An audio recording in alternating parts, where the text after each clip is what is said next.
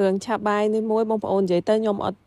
អួតថាខ្លួនឯងនឹងកំពូថ្មីដៃឆាបាយឆ្ងាញ់ជាងគេលើលោកអីគឺអត់ទេតែក៏មានកលឹះតិចតួចចែកម្លែកបងប្អូនសម្រាប់ការឆាបាយយើងបែបលក្ខណៈគ្រួសារហើយឆ្ងាញ់ចាញ់គេលក់ម៉ានតែរួមទៅឆាបាយវារសជាតិឆ្ងាញ់រីកហើយ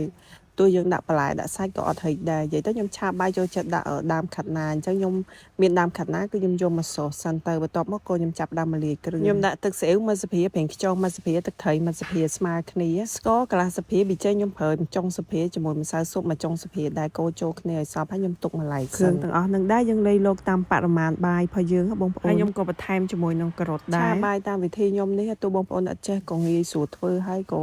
ឆាទៅគឺបាយយើងអត់ហិចដែរអញ្ចឹងខ្ញុំមានដាក់ជាមួយនឹងខ្ទឹមសបងប្អូនខ្លះក៏ឆាបាយអត់ដាក់អីប៉ុន្តែខ្ញុំដាក់អញ្ចឹងណាខ្ទឹមសឲ្យឈ្ងុយមកបន្ទាប់មកខ្ញុំចាក់គ្រឿងសមុទ្រចូលគ្រឿងសមុទ្រឆ្អិនហើយបើខ្ញុំចាក់ពងទាចូលណាពងទានឹងដែរគឺខ្ញុំចៀនវាឲ្យឆ្អិនសិនបើខ្ញុំចាក់បាយចូលបន្ទាប់ពីយើងមើលពងទាឃើញថារៀង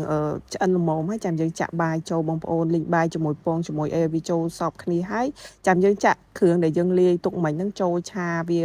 ឲ្យវាចូលជាតិគ្នាហើយចាំចាក់បន្លែចុងក្រោយបងប្អូនខ្ញុំចែកម្លែកកលឹះតិចតួចដែលខ្ញុំតែងតែឆាបាយទៅបាយខ្ញុំនៅស្ងួតហើយវាអត់ហិចចាបងប្អូនហើយរសជាតិក៏ឆ្ងាញ់ដែរហើយងាយស្រួលធ្វើទៀតនិយាយទៅបាយបងប្អូនបានយកទៅក្លាសេចោល2 ទៅ 3 ម៉ោងទៅរត់តែល្អយកមកឆាកាន់តែល្អហ្មង